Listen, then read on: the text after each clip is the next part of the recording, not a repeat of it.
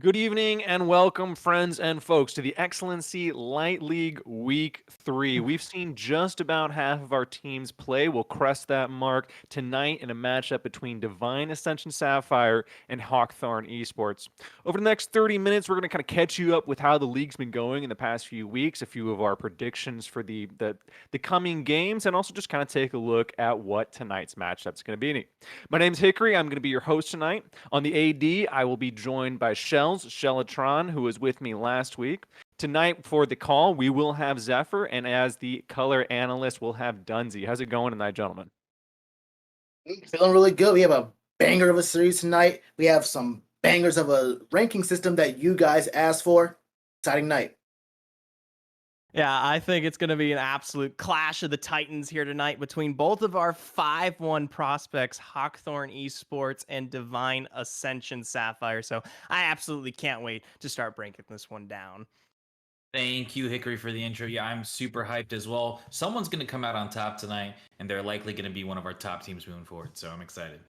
Yeah, I'm really interested to see how on top things are going to be, how the standings are going to change around after just tonight. We're going to see a lot of the shakeup, I think, with this third week. But before we get to it, I do want to kind of check in with everyone, myself included, on how we've been feeling about the past few games, past few weeks, and just kind of take a deeper dive into our teams. I know we kind of briefly chatted about week one, but let's just see where they've been going for the past few weeks. I'm going to start with Cape Dogs Unleashed, and I think Dunsey, if you want to take us away. Sure. I mean, Cape Dogs are coming in at 1-5 through the first 2 weeks, so it's been a tough sled so far for the Cape Dogs.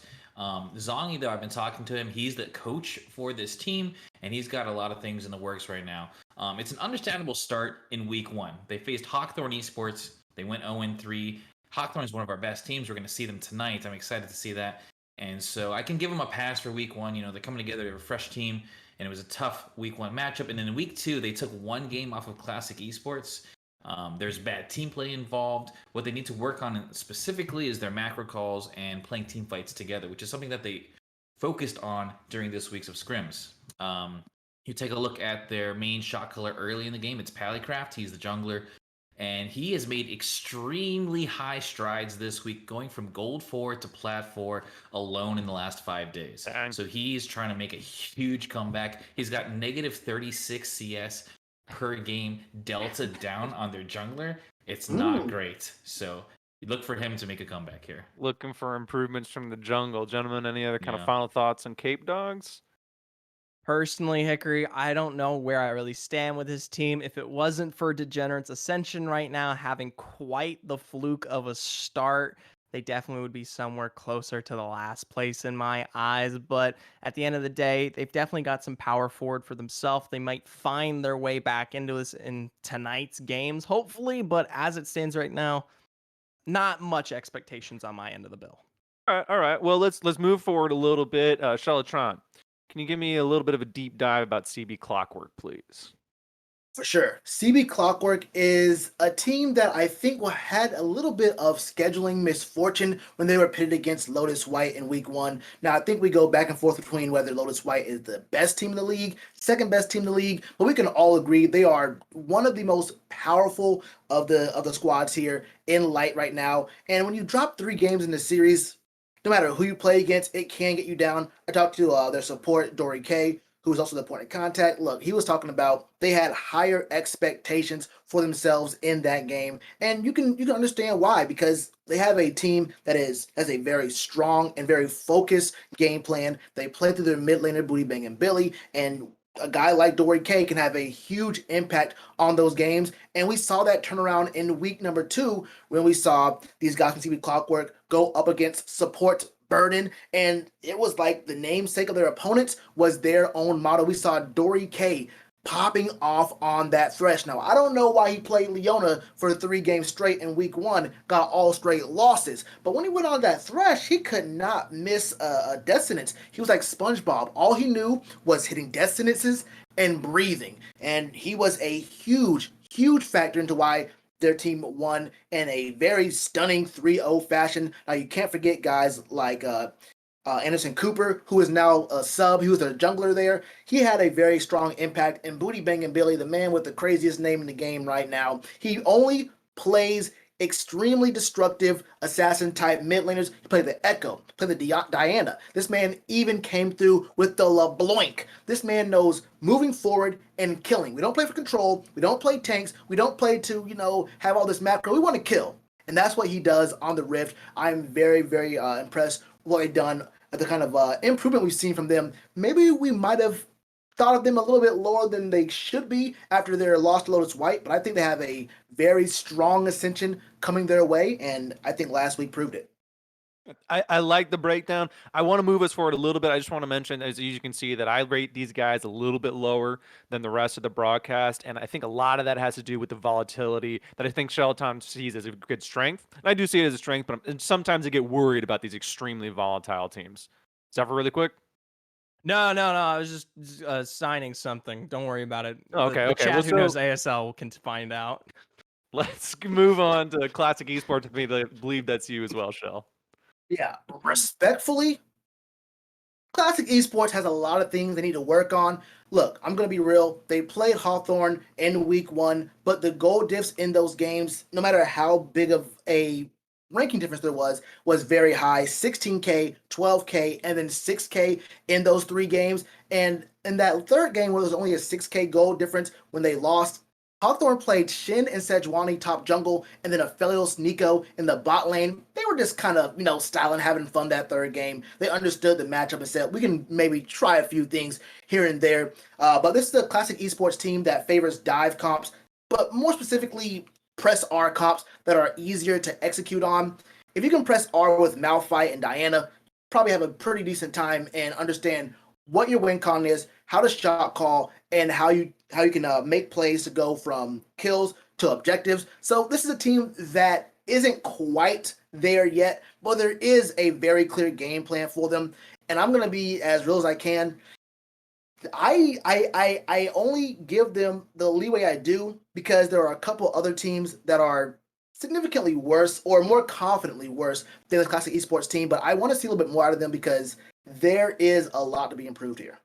Sure. I also am a little bit kind of on the fence about the kind of like the bottom half of the pack where it's kind of confusing. They're all kind of picking up games against each other, and it's a little bit hard to really suss out like where everyone's sitting exactly. I mean, going forward, Hickory, you got him sitting at 5th. That's where you've got him sitting. It doesn't Yeah, look like you're exactly. sus at all. What kind well, of decision is that? to me, 1 through 4 is very, very easy, and then there's kind of the 5 through 7 pack that I feel like could on a dime swap with the 8 through 10 pack, and that's kind of where I mean the bottom of the half is really the bottom 6 in reality. I did say bottom half, but I mean a huge portion of our league is really, really, I think, volatile. Which I do find exciting, and that's why I'm kind of interested. I mentioned at the top of the day that I think week 3 is when things are going to be turning a little bit. But turning our attention to Degenerates Ascension, Dunzy, how do you feel about them? So I'm the only one who doesn't have them dead last here Yep. at 10. In fact, I'm almost willing to kind of move them up 2 spots ahead of Cape Dogs, ahead of Classic here, up to 7. Looking at the roster changes that they have made, I'm excited. They keep Hajime no Gildo in the top lane. He's got 28 out of the team's 63 kills. 44% of all the kills that they have had so far are on this top lane carrying. But they're going to add to Darth Kylo Ryan in the mid lane 3 new players. Tonight it's still going to be Gunnar in the jungle. He's going to sub in for a guy that they're bringing in called Halvzy. Now, Halvzy is an Overwatch extremely high elo player who's coming back to League. He perhaps can bring some competitiveness from super high elo in another game and bring it over here to Degenerates Ascension. I'm looking forward to him next week. And then in the bot lane, we have Kite, Akira, and Imaginable coming in as newcomers to Degenerates Ascension. So it's a whole new look for these guys. They've had an incredibly difficult schedule to date. They played against Redacted, who 3-0'd in week 1, and they lost 2 games to Hawkthorne, who's another top team. And then they also got 3-0'd by Divine Ascension Sapphire. So I can kind of forgive an 06 start plus a roster overhaul. I'm looking forward to Hajime continuing to be a carry with a new supporting cast. Awesome. I'll love to hear it. Anyone else have any kind of backup thoughts on Degenerates here? You can forgive 0-6, but you got to get at least one dub before you can get out of the basement. You can't be number 9 without a dub. You gotta be number 10. You have to have 2 digits beside your name. He said number 8. He said Yeah, 8. Oh, you're Yeah. right. He did. Wait, no, he he said said you might get him 7. to I thought 7. Yeah. Yeah, he said you might get him 7. to 7. Oh, Yeah, you're right. You're right. He's got him at 9, so he's thinking 7. Yeah, you got to get a couple Yeah. wins there. Okay, well, I went ahead and took care of Divine Ascension Sapphire, which is one of our games tonight, or one of our teams tonight. Excuse me. Yeah. And this is kind of like where things I think start get really, really confusing. As much as it feels solid at the top, I think that there are a few things, a strength of schedule and some statistics kind of play a little bit of a confusion in. I put them at third. I think everyone else has them in the fourth ranking, if I'm correct. No, we got actually kind of a bit of a spread here. We got a Nothing big wash, man. too major. We can get into it in a minute. But I think that's kind of where my point is. So they have a 3-0 versus Degenerates, who we just mentioned, pretty low on the rankings. They have a 2-1 from Sportsbird, and we haven't gotten to them that yet, but they're also a little bit further down. But the kind of question is that like a lot of their players are on the top 10 of a lot of the stats that we track. Big Sound will be Malice. Their top laner is a big guarantee player, but he plays a few kind of weak side tanks. He's got a really high CS a minute, which I really like to see because sometimes I feel like tanks kind of fall to the wayside in a league like this. But at the same time, they've defined themselves as a fast and loose team, which I already kind of mentioned. Michelle was talking with, I believe it was CB Clockwork, where I get a little bit worried about that, because it kind of makes me think about snap decisions, less macro, and we actually kind of see that a little bit in that they have the longest game at 44 minutes and 50 seconds. Which is a pretty long game in this meta. What that tells me is a lot of fighting, a lot of just kind of, we do this, and then we do this, and then we do this. Very little kind of like A, B, C, D down the line. And so I get a little bit worried when I see teams like that where, yes, I'm ranking them pretty high. I think I have them highest out of the entire group. But I can also see that, again, with this week 3 kind of just flipping with just a game here versus Hawkthorne, which is going to be a really big, intense game, could change the trajectory a lot. Yep. And because of all that wishy-washiness, you put him right at third. Yep, absolutely. all of Great that volatility. And I think you talked about it right there. When you beat up on bottom teams like Supports, Burden, and Degenerates, it's kind of hard for me to really say like where are you really ranked, right? Yes, the numbers say. The numbers sometimes they do be lying, okay? No! You're going to get Supports, Burden, and Degen, and then like you mentioned, their comps are fast and loose. They're pulling out Master Yi, they're pulling out Fizz mid. Like we gotta understand like are they winning because they're better, or are they winning because they're using these picks against teams that can't answer low elo stompers like that Yi? And it makes me just think about like let me just think about the teams I know could be better than this, and let me see Divine Ascension Sapphire play against a team that I know is better than Degenerates and Supports Burden, and I gotta see it tonight. That's tonight. That's gonna be tonight. That's gonna be Hawkthorne Esports, who, although I put them one place above, them and Lotus, I feel like are really, really solidly in this 1-2 position, and they have a lot less questions. Both teams have a lot less questions on them. For instance, they got a 3-0 versus Cape Dogs and a 2-1 versus Redacted, which is again kind of like punching down.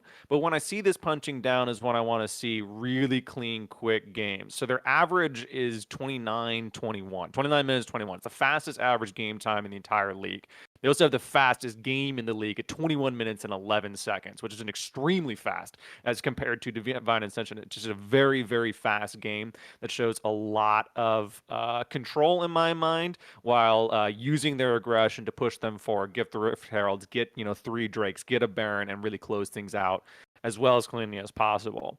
They have every single one of their players is on one of the top 10 stacks we track, including their substitute, who has 3 games. So they have a very, very just high skill team, but they also have a very good synergy between their team. So you look at their jungler Arth, who has a lot of kind of Diana and Karthus, these AP power picks, whereas Heartstock Brother, the mid laner, has a lot of AD champions that actually really complement and work with Arth. And I know that's been a meta that's been developing for some time now, but never really it's not really clicked just yet. We see a lot of the Morganas, we see a lot of the Rumbles in professional play, but we're not just yet seeing something even as insane as like a Talon mid. We're seeing like Renekton mid, and I think that's kind of where it's becoming pretty interesting.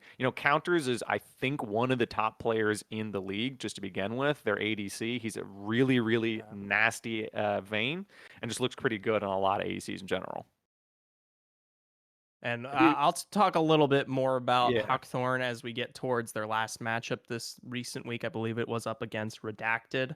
And these guys looked absolutely dominating. And trust me when I say Redacted's not an easy team to pull off a win against. And for Hawkthorne to look as clean as they did coming into those last couple games, they're putting up a real sense of a fight, even though they were losing early in some of those situations and pulled back from some heavy leads. It proves that this team's got a mettle to really clash with some of the best. I know this is our matchup tonight, but I do want to move us forward a little bit. So I do want to look at Lotus White with Dunzi. I know we're gonna talk about Hawthorne Divine more. Oh yeah. So Hawkthorne, they come in overall at number 2, but I think that there's a clear distinct difference between number 2 and number 1 here. Take a look at the differences in team stats between Lotus White, who we all rated as the top rated power ranked team here, and Hawkthorne. You have 14.8 deaths per game as a team for Lotus White. Hawkthorne has over 50% more at 20.8. That's the top 2 teams. You're only looking at the difference between those two. On top of that, Lotus White also have extremely great objective control. 20 dragons right now, tops in the league. They are prioritizing that early, and they're making sure that they're taking these teams down thoroughly. Both the teams that they have faced are 3-3 now, so you're looking at some middle tier teams. But Clockwork, after getting 0-3'd, were able to 3-0 the next week. So maybe there's just such a stark difference right there between weeks 1 and week 2 for Clockwork, or Clockwork wasn't so bad after all. Finally, I mean, the vision control from Fire Streaks, he's our top-rated excellency rating, which I want to bring more into the broadcast here. Sure. Player who's played the full 6 games. I think there's one person above him. I think it's Anderson Cooper, but he only played last week. So Fire Streaks coming in with all 6 games. Top-rated, man. This team is all there. They dropped 1 game to Zenigma Esports. They were a little bit shaky in game 2 as well, but they were able to come back after faltering in that first set. Team has the fortitude to make sure that they come back even from when they're down. So I'm looking for Lotus White to cleanly sweep Cape Dogs later on this week. They rescheduled and maintain their top spot in the power rankings. I would agree that it was biased if literally all of us didn't put them in first place, and that kind of means that there's a consensus here that Lotus probably is the team to beat here so far, looking at week 3. We'll see how things go. Zephyr, you had mentioned that Redacted is a bit of a hard team to beat. I'm curious as to what puts you in that position. I'll tell you what, Redacted have proven to me that they're definitely one of the toughest teams here into the series. And while their success has not been truly proven yet, as they did face a true defeat last week here against Hawkthorne, they're still one of the better and more competitive teams to kind of go over it. Of course, they took that 3-0 in the first week here against Degenerates Ascension, and that's not a lot to say now that we've kind of see what happened to Ascension turn out here going these first 2 weeks. But going into what was their fight against Hawkthorne, it was a loss, but they looked good. They had some great bot and top control, respectively, through It's Just Gray and Solar Biscuit in that bot lane. But also, my mind blower with the tank controllers in the top lane, especially the Cho'Gath, which I absolutely love to see in both of their games, looked super duper duper strong. So, personally, I think this team has a lot of control, especially when you get towards some of those team fights. And at the end of the day, Olympian, Gold fan, these guys are then bringing themselves back from their previous experience playing off of Merciless, and they're looking so much better this season. I cannot stand by and not support this team when you take 2 individuals who face such a crushing defeat, not even finding their way into playoffs, and turning it back around and looking so much stronger. Fellas, I know you got these guys pretty highly rated as well. What are you thinking? Okay, so for these guys, I like what they do. I'm really a big fan now.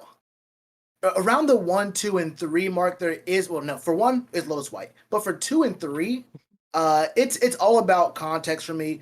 When you beat Degenerates Ascension as Hawkthorne, I have a couple of questions. It could be a wash. You can convince me either way, but between 2 and 3, I think that there's a bit of a slight.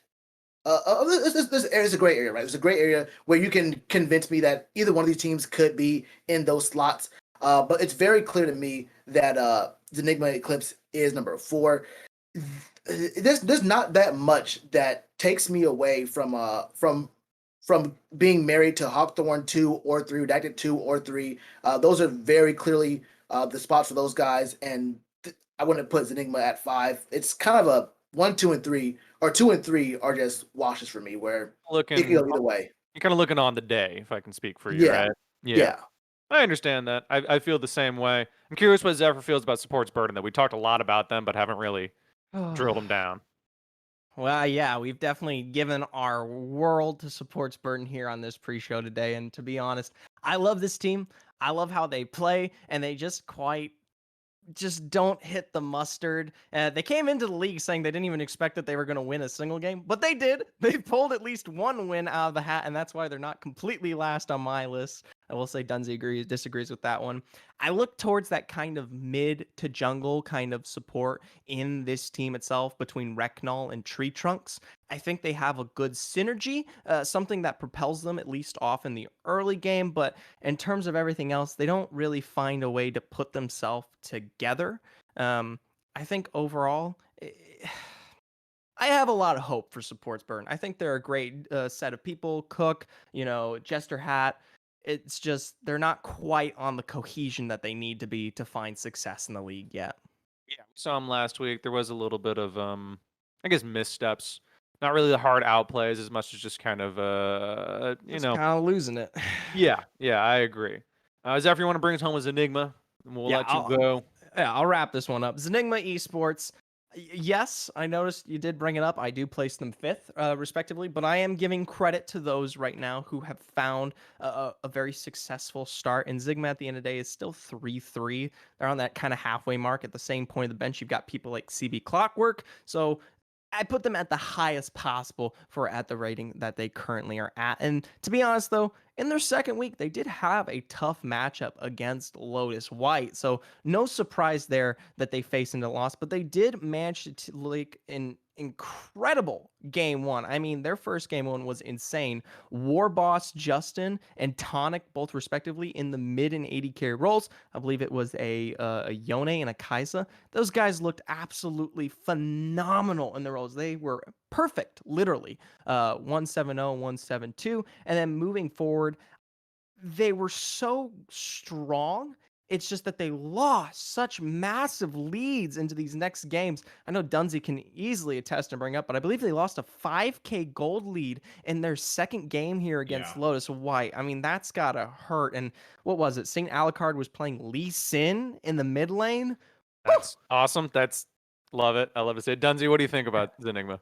I think that they're hidden OP. I have them in my top 4. I would even possibly put them at number 2 if they can take a series win against Redacted and Hawkthorne. We'll see. They've only played against Lotus White and Classic so far. But after tonight, we're at 33% of the way through the season, right? This is where a team's got to make it or break it and start to make a run if they're on the bottom 4 teams right now and start to push for the playoffs. So we're getting there. Yeah, we're starting to look towards playoffs here. It's week 3 again. We're going to be Hawkthorne Esports, Ascension, Sapphire. We kind of talked about them briefly. We'll look at them a little bit. Zephyr and Dunsey, I want to send you guys off so you get ready for your cast. Thank you very